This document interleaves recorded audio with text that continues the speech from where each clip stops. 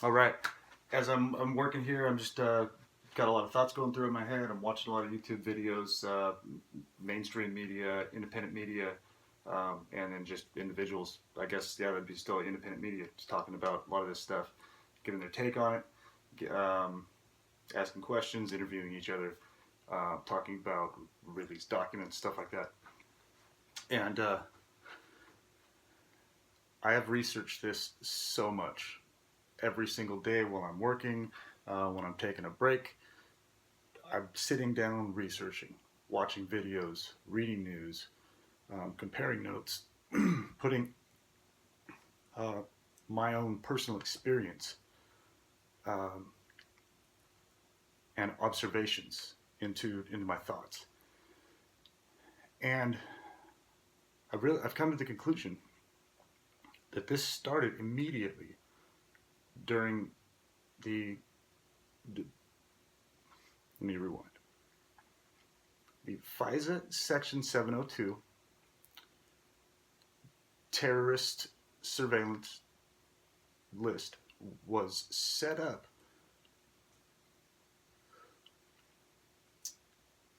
It was set up. It was it's a setup. It was set up to give the appearance. Now, there's people that are coming to our country, I'm sure, that hate our country and they want to do stuff. But to give the appearance that they're going after a huge amount of terrorists. But they're looking for maybe, I don't know, I'm just going to guess 10-20% on those lists are people that are actual threats. Then they realized there's literally trillions of dollars, not billions, but trillions of dollars that are going into these programs under this FISA court. And they're taking good Americans that disagreed with their politics and had a voice and had passion and had knowledge, and they were putting that information out to everybody to get their point across, to explain things to people. And the last thing that somebody wants that is setting a whole bunch of people up is for somebody to tell on them, call you a rat, call you a snitch. A lot of people are realizing now that those people that they were calling on, they were just against them. They didn't want communism in their country. They didn't want their country to start going downhill the way ours is. And if you don't think that we're not taking care of our own people, go visit Chicago, go to Detroit, go to St. Louis, go to Fresno, California, go to Modesto, Stockton, go to Huntington Beach. I have some relatives that live in Anaheim, right over that way, 5 hours. And they've got thousands of people living in tents. This isn't because of population and just the dollar shrinking or anything. Well, it's the dollar shrinking, but this was devised to tear our country down. And it was... I need to slow down. I'm pretty excited about this, obviously. It's affected me directly. And I thought that I lived in the United States of America, where you literally could have the freedom of speech. The First Amendment, the very first one. And it turns out that wasn't the case. So about 2009, I think, is when things got crazy.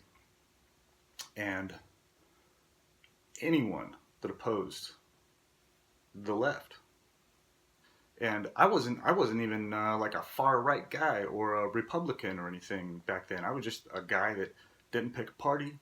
I had no idea what to call myself. I just watched things happen, took in the information, and I put it out there. Social media, Facebook, and said what I wanted. Being in the Air Force, being a firefighter for a while, being a journalist for a while, having a big mouth, living in the center of California. Man,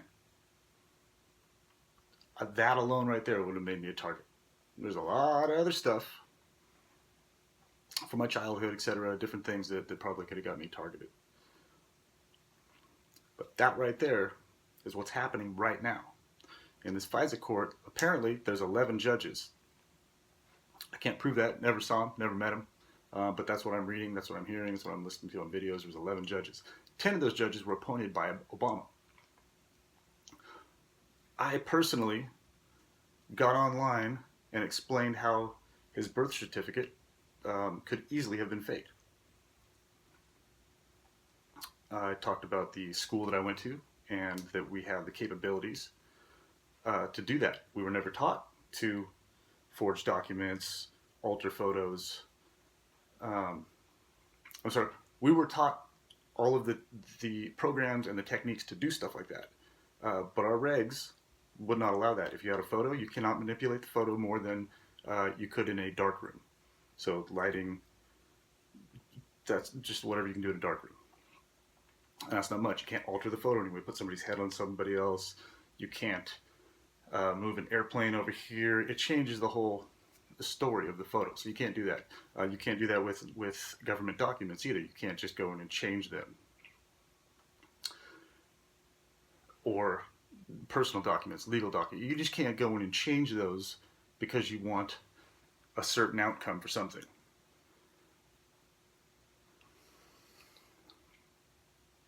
It's right there in the UCMJ also. You can look that up. Things probably like that thick. I don't know, I've been out for a while. A few years, probably that thick now. I don't know, I can't even fit that in the camera. But we all know you can't forge documents to get the outcome that you so desire. And I talked about that right there. That's all I need. That's all I need. So I'm almost positive that I'm being surveilled and harassed and stalked. Character assassination, all of the above, all of these things. Because of that.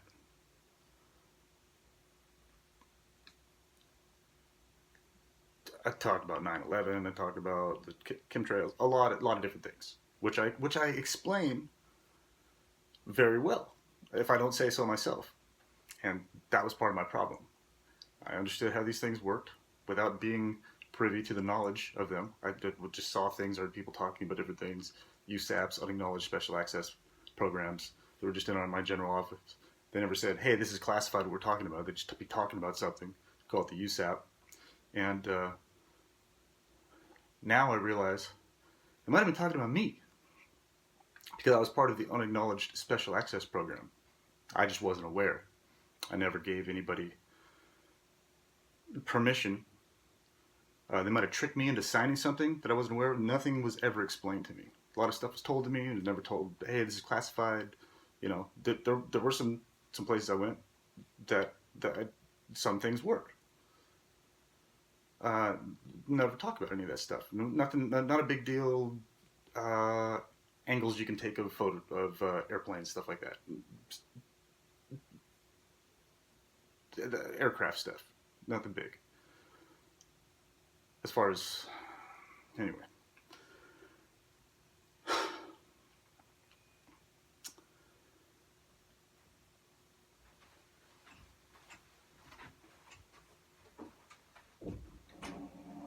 So, someone to shut my door here. Let me get back on track. This is clearly got me a little bit worked up. Okay, so going back to the amount of people that are being surveilled, stalked, harassed, all the above, through this FISA program funding is ridiculous. Any American or any human being that cares about other human beings, if they understood what actually takes place in this program, they'd stop immediately. The ones that will stay are the psychopathic narcissists that don't care. They enjoy hurting other people. They like to see them go down. They're the ones that would stay. Those are the ones we need to worry about.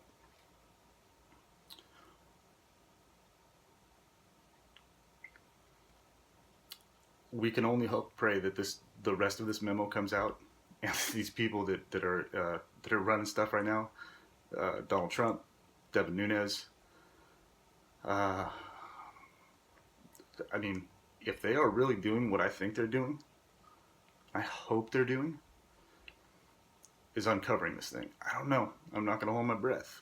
Um, I've just been let down so many times in the past when I think, something good like this is going to happen. But I don't know. I can feel it. I don't think I'm a psychic or anything like that, but you can just kind of feel things changing around you. And you can tell by speaking with some of the people that you know are perpetrators, that are doing the directed conversation, all the different gang stalking techniques on you. I'll just mention something to them. Hey, have you heard about FISA Section 702? Like what's going on in the news right now? It's happened to the president. They use this program to legally surveil on him and, kind of crack the door open. And a lot of people realized that it wasn't just the president. There was hundreds of thousands of other people. And they'll kind of, like, it's new information to them. They don't know. They're busy working. They're taking care of their kids. They're going to night class or whatever, These are people that are employees of businesses that have been sucked into this program under the guise of fighting terrorism. And they're going to be caught completely off guard when they find out what they're really doing and the extent of what's going on in this program. They tried out another Holocaust. I mean, they've killed thousands of people. I don't know how many of the 22 veterans a day have been people that left the military, might have had some secret clearances, had bad taste about the military when they left, just maybe got a dishonorable discharge, whatever the case was. How many of those people committed suicide because they were being tormented by large groups of people that were being told that they were some kind of terrorist, or there's a lot of other things that they'll call these people, just to character assassinate. And so what they're doing is using good people, giving them bad information to go after people that didn't maybe want to stay on their team. And when I say on their team, from 2009 till 16,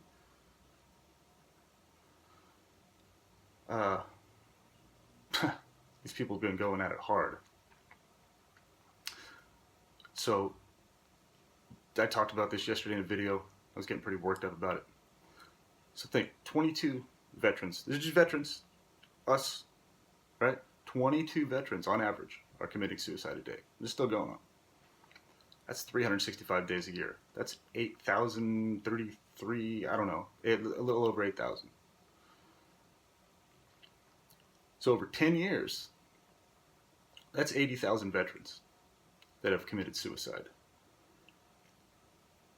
If only 10% of those veterans were put into this program and driven crazy and given drugs to turn them into zombies, only 10%.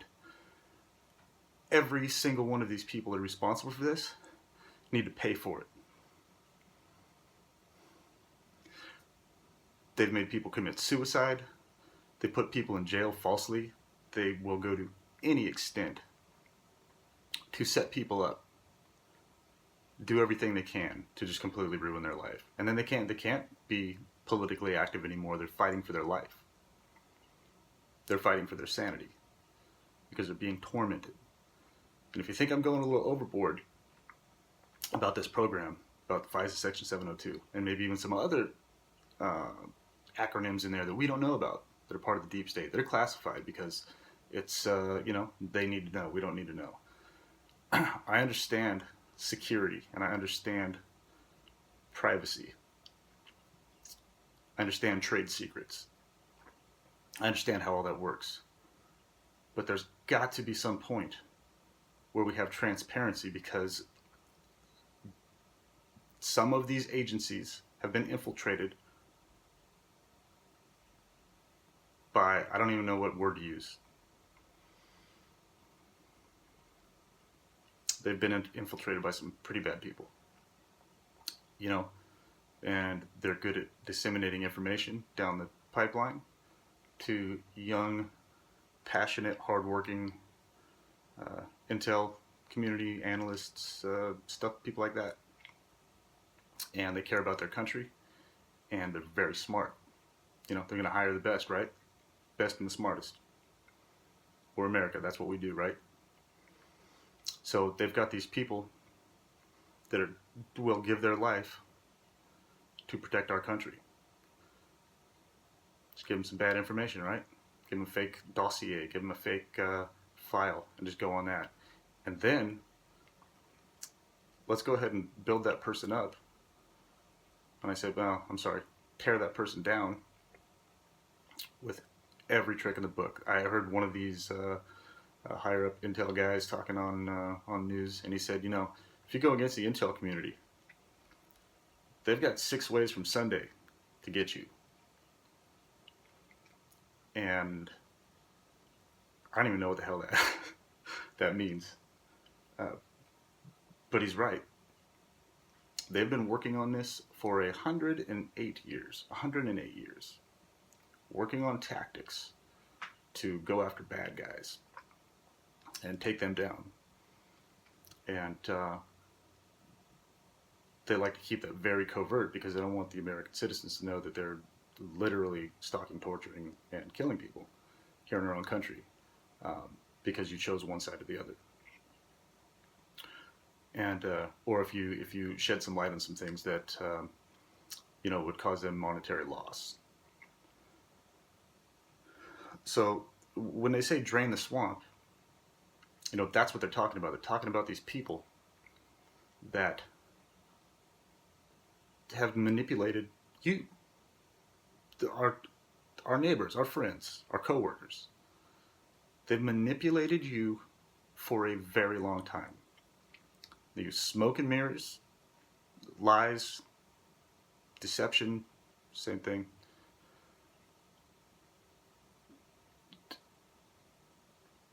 They're really good at this. And I just really, like I said, I hope, pray that this information will come out, and then the people that are helping with these programs will finally understand what they've been doing. And I don't want these people to, if they find out that they're responsible for people committing suicide, responsible for murders, but they were under the impression that they were doing the right thing, I don't want those people to, I want them to have regret, but I don't want their lives to be ruined. That's not what this is all about. I don't want their lives to be ruined. I want them to understand that you cannot blindly follow. You cannot just take somebody's word anymore. You have to do your own research. You have to ask questions. You have to speak out. You have to talk to people when you're out and about in the community. And evaluate your situation. You know, unfortunately, some folks in the military got caught up in some of these situations too. They wanted to fight for their country. They saw something that was horrible going on. They wanted to fight for their country. And, you know, we fight for freedom a lot. But we've also ended up in some wars that turned out we weren't fighting for freedom. They had some natural resources that we needed. And, you know, young specialist in the Army, 22 years old, a couple kids at home, goes over and handles business like you're trained to do. And then comes home, goes to college,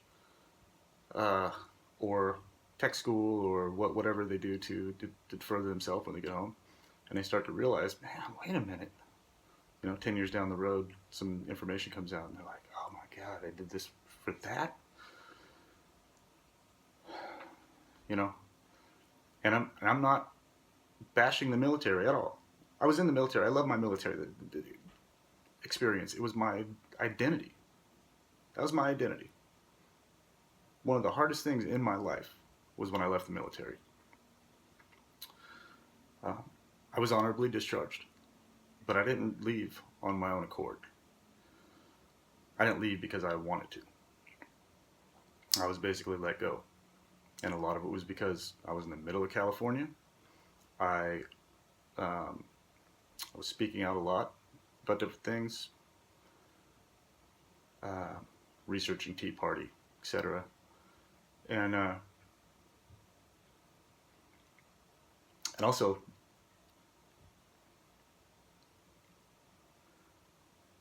well, I have broken bones. I have arthritis already. I'm not even 43 yet. I put myself through the ringer. There's a lot of training and stuff like that. I've never been shot or lost any limbs or anything like that. But I have pain, and they're trying to give me opiates, and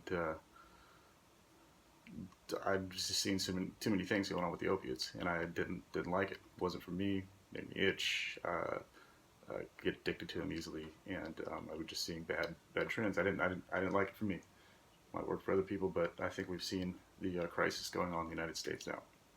So that's when the cannabis card became available, and I decided, you know what, I'm going to do that. That's what's curing people of cancer. That's what's helping people without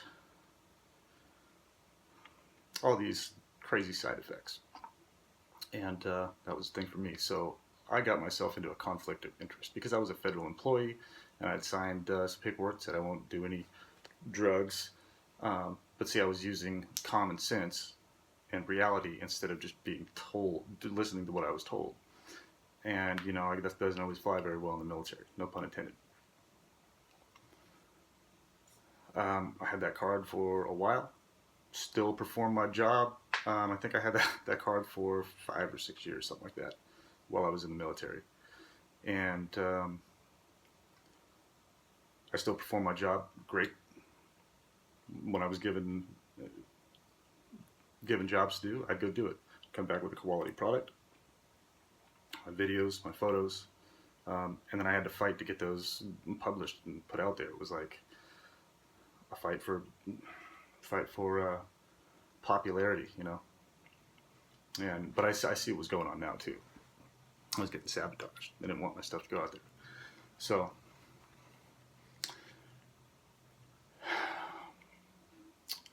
and during that time, I still was awarded ribbons and medals for going above and beyond.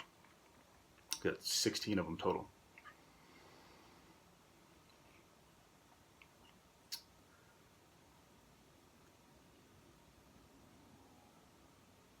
A friend of mine also had a card, and I knew several people in the base that had medical cards. They kept it on the down low. I was a little. I didn't talk about it at work, but I talked about it with other friends and things like that. People outside of work knew that I had one, and that was a conflict of interest. Federal employee, state card. It's still, they still say it's worse than meth, which is one of the absolute worst drugs in the world. Meth, crack. I don't like any of that shit.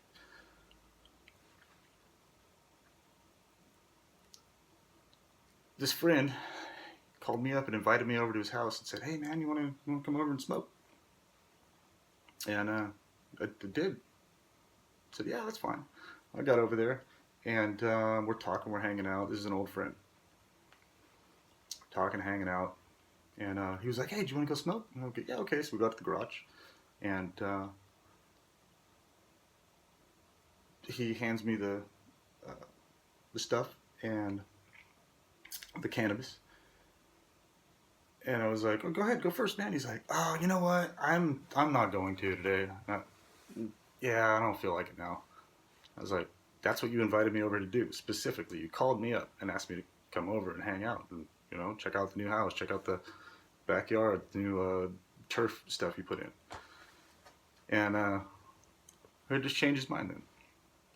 I thought that seemed kind of weird, but I was like, "Okay." And I was at the point in my military career where I knew I was getting messed with. I knew that these people were sabotaging my work, destroying my videos, slandering me, recording me, all kinds of stuff. all kinds of stuff. And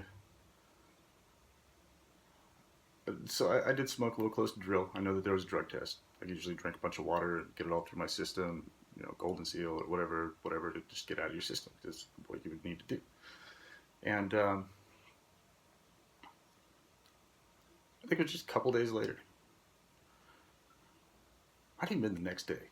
I might have been to the point where I was like, screw it, if they test me, I don't care anymore. I was really disgruntled, especially with the way things were going in the government. And I'm like, I'm fighting for this? Or not fighting, but I'm working for this. And so, day or two after, get popped for a drug test. And even though I had my medical card, it was given to me by a doctor for legitimate reasons, I was let go from the military.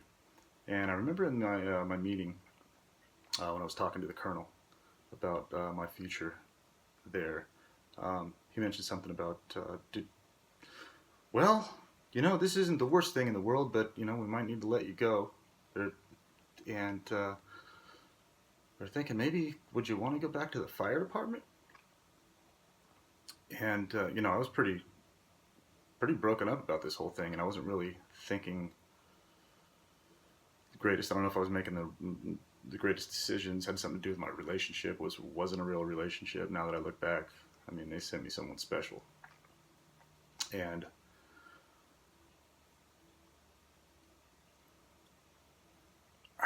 I just said no. I really want to be a journalist. I'm passionate about this job. I want to be a journalist. I want to create videos. I want to be a photojournalist. I wanted to go to combat camp and go out in the middle of all the shit. Talked about it all the time, and got a lot of resistance from even trying to contact these people and stuff like that. I'd love to say the names of people that were keeping me away from that, but anyway, I'm not going to. So I said, no, I really want to be a journalist. Really want to be a journalist. I want to do this. This is what I'm good at. And felt like that scene in The Shawshank Redemption when the guy told the warden he wasn't going to, or that he'd be glad to testify. Just give me that chance. He said, and it was kind of like me, just give me that chance. And he's like, okay, well, you don't want to go back to the fire department, huh? And after some of the people I'd worked with there, I don't want to go through that again.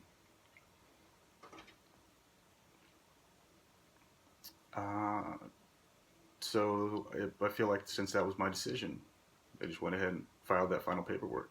And that was one of the most devastating days of my life. And it was right after my dad shot himself. Not very long after my dad shot himself. And I still don't know if he actually shot himself. I think he might have got suicided. I got talked out of going to go view his body, go see the whole thing, by some people now that I know were doing some nefarious stuff. And my dog's trying to get in. He hears me talking. And so what if you're trying to get rid of somebody? Have them make a bad decision. What better time to do it right after their dad shot himself in the head? He had lung cancer, and was going through that. Just got that news, and then, bam! This whole thing happens with the drug test, and they clearly knew that I had my card. They know everything about me. I didn't realize that then, but they knew everything about me, and. What happened to all the other people with those cards? I know of at least 5 or 6. And the person that invited me to his house, there's 3 chiefs at that station. He's not one of the chiefs.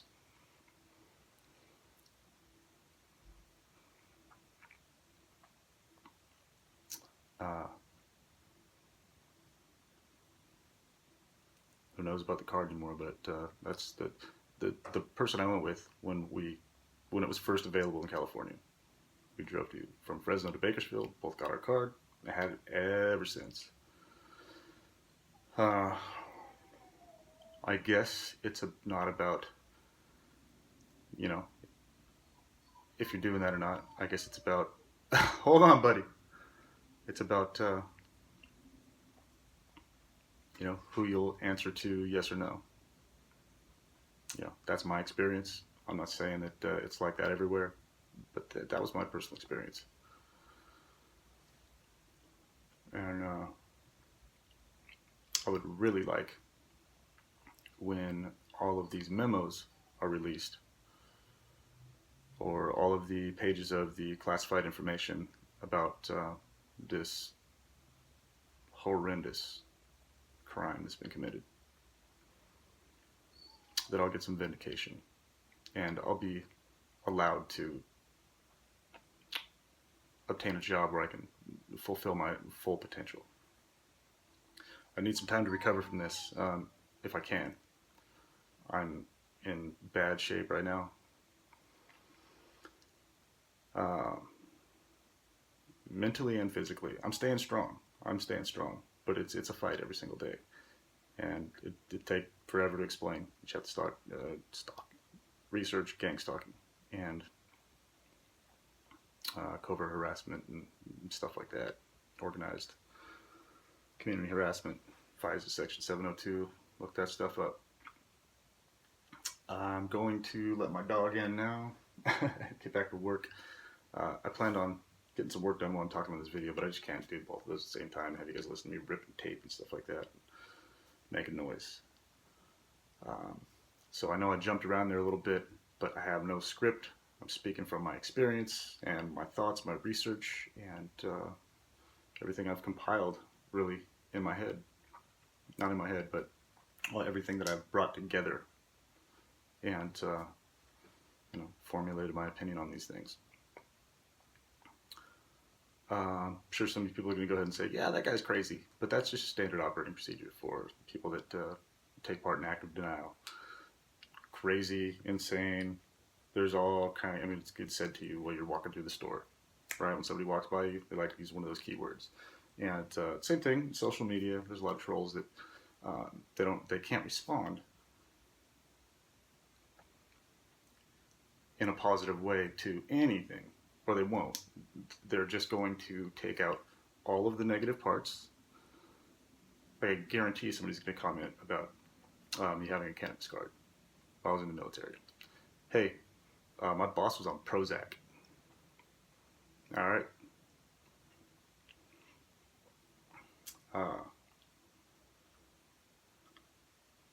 That might be good for some people, but in my experience, everybody I've met that's been on that has had a horrible experience. The Fexer, Prozac, any of these SSRIs.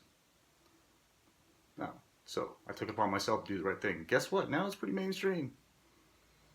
I'm going off another tangent. Look at that. Guy over here in Sun City was a Navy veteran, served in Vietnam, and went to a cannabis debate between Bill Montgomery, who is the state prosecutor here in Arizona, and Mark J. Victor. Bill is a West Point graduate, and he thinks that anybody that partakes in cannabis is a loser and deserves to be locked up, no matter what, period. Mark J. Victor is a freedom-loving libertarian. He's like a firearms attorney. And he has debates with the state prosecutor about cannabis, and clearly won the debate. If you watch it, look it up on YouTube. It's great. But this Vietnam Navy veteran that he served in Vietnam. If you don't know about Vietnam, watch the movies. Look stuff up on YouTube. Look what those guys went through. This guy went through that. And he stood up in this debate and told Bill, that cannabis is the only thing that works for him. And he's a proud veteran. He loves his country, and he invited Bill to meet with him and his veteran group over at Coco's over in Sun City, and sit down with them and talk to all of them, and have a conversation about it. Listen to their input. Listen to their stories, how it helps them with their arthritis, with their, everything with their focus, everything that they need. And Bill basically told that guy, not basically, he told him straight up to his face, you are a horrible person. You are a traitor. And you should not, okay, he told him he's a traitor. He's a horrible person. And I think he said you deserve to be locked up or something like that. Because this guy won't smoke a plant or eat some edibles that makes him feel better, makes his arthritis better.